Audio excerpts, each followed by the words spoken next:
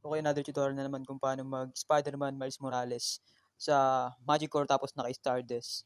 Pwede rin naman din naka-Stardust kung want nyo. Tapos naka full save data, tapos naka mod na. Okay.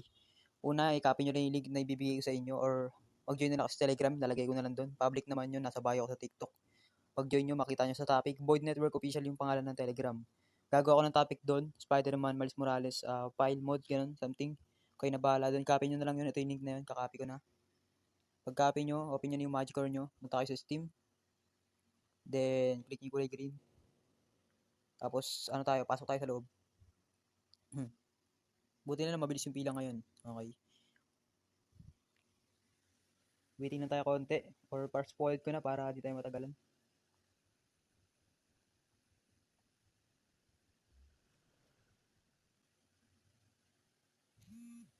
Okay, nakapasok na tayo man. Click nyo lang tong keyboard sa gilid, pre. Sa left. Ay, sa right pala. Tapos yung keyboard naman sa left. Okay, sa left. Tapos, SCA, ESC, tapos Control R. ESC Control R, ito. Yan. Yan. Tapos, syempre, punta muna kayo sa Game Boy na kulay green sa gilid. Palitan muna natin siya. Ito. Itong para mouse na to, wala akong pang gamit kasi na para mapakita sa inyo. Itong mouse na to, click nyo lang. Makita nyo naman yan mag-iba. Yan, nakita nyo?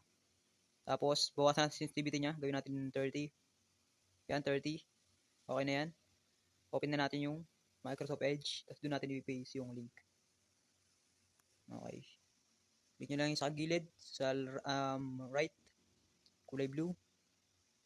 Sundan nyo na lang yung closer ng Then, dyan. Search tayo ng paste natin dito. Kinapin natin. Ay. Okay, paste ko lang itong kinapin natin. Pag-paste natin. Click natin yan. Na blue. Naka-highlights. Then, blue ulit. Okay, blue ulit. Tapos download. Ayan, blue nyo ulit dito. Daming blue Then, download nyo. After nyo ma-download yan, waiting lang tayo mag-download. Bilis na naman yan. MB lang naman tong file. Nasa 100 MB siguro. Ayan. Kita nyo naman. By the way, pag nasa PC mode pala kayo, di kayo pwede mag-save ng game nyo. Okay, talagang pre-mode lang siya. Like kunyari, GTA 5, 100% save data. Lalaroin mo lang siya dito. Kahit Spider-Man, Miles Morales, kung anong gusto nyo laruin, kayo na bahala maglagay ng full save data dyan. Okay. Tapos, syempre, para sa mga Miles Morales, ito, may tutorial tayong paano maglagay tsaka maglaro. Kung paano maglagay ng full save data. Tuturo ko sa inyo.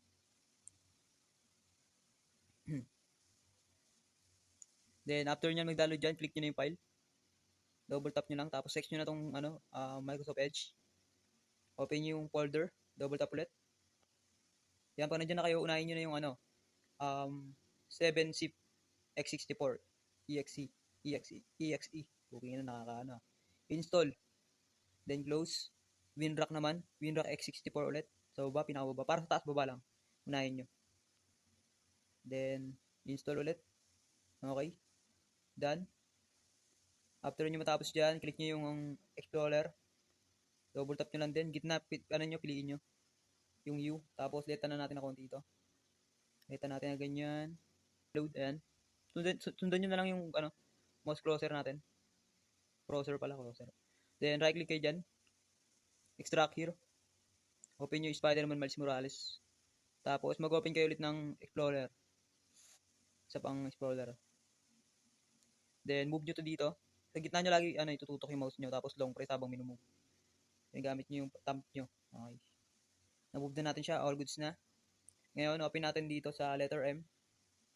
Kita nyo naman yung, letter M. Double tap nyo lang. Ito yung Stardust. Pwede nyo install. Kailangan nyo muna ng Stardust sa phone nyo. Mas maganda ako dalawa phone ko. Naka-install na sa cellphone ko. Sa Play Store nyo madadownload yun. Stardust. Login nyo yung same Gmail nyo. Kunyari, nag-login kasi Stardust ng Gmail ko. Nakalagin sa Stardust ko yung Gmail ko. Main Gmail ko. Tapos, i-install ko tong Stardust. Install nyo sa PC. Kunyari to. Install ko to. Next. Install. Try natin.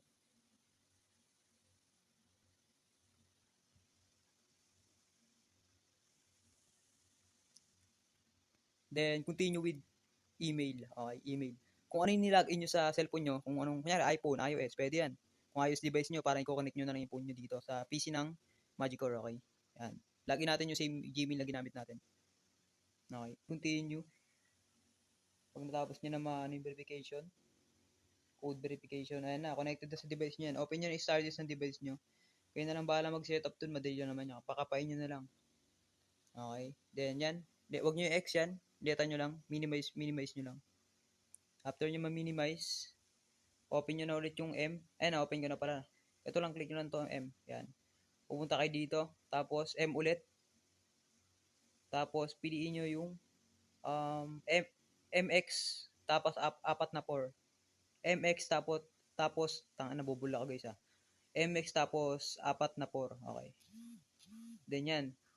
Makita nyo dyan yung Spider-Man Miles Morales. Ito siya. Ayan. Open natin. Then yan. Open muna natin yung laro. Kailangan natin yung open yan. Para magkaroon ng data save. Okay. Kailangan natin yun. Para magkaroon ng data save. Open. I-play muna natin siya. I-play natin siya para makita nyo kung paano.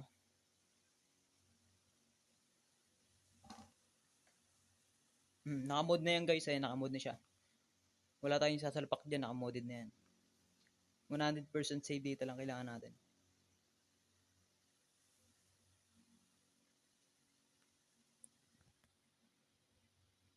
Tips pala para luminaw. Ito.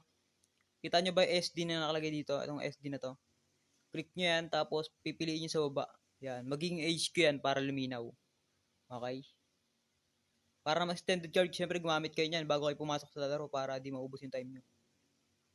Makuha extended card na yan, makita nyo sa TJ tutorial kung paano kumuha ng extended card tsaka paano siya gamitin. Full setup tutorial na rin. Then yan, pull natin. Click nyo yung pull. No, huwag nyo i-ES yan, nyo lang. Then play lang muna natin tong game. Play natin yung game, start game. Tapos gamitin nyo yung controller nyo. Ito yung sa akin, nakasave dito. Sa mga wala pang controller na maayos dyan, wait lang, tanggal ko yung mic ko. Sa mga wala pang maayos na controller dyan, punta kayo dito sa left o sa right. Pili kayo dyan ng saktong controller nyo. Tapos kayo na lang bahala mag-edit. Ito yung sa akin, meron ako dito. Ay, gagi ka. Yan, ito. Ay, gagi. Isa pa. Ganito pala gamitin. Yan. Nano nyo na yan, click nyo sa taas. Itong yung tatlong guwit. Okay. Double tap nyo yan. Tapos manual save. Letter A. Ayan, tinan nyo, wala pa siyang save data. A tayo para mapag-save yan. Okay na yan. Punta ka sa keyboard. Kabilang keyboard ulit, kung paano yung kanina. Keyboard, kabilang keyboard. Tapos SCA. Tab, tapos win. Pagsabay nyo yung tab tsaka win. Okay. Sabayin natin.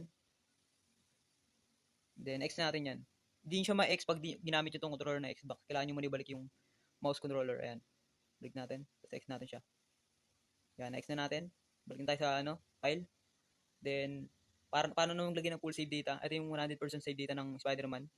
Punta tayo sa may, saan ba yun? Kalimutan ko. Balik tayo sa administrator. Ano ito? Administrator. Okay. Tama ba yung basa ko? Wait, hanapin ko lang. Ito. Pagpunta nyo dyan, apps data. Ay, document pala. Document. Tapos, Spider-Man Miles Morales. Open nyo lang yan. Nandyan na yung save data nyan. Then, kunin nyo tong slot. Save, ayan, 0. Then, long press. Bitawan nyo sa kabila.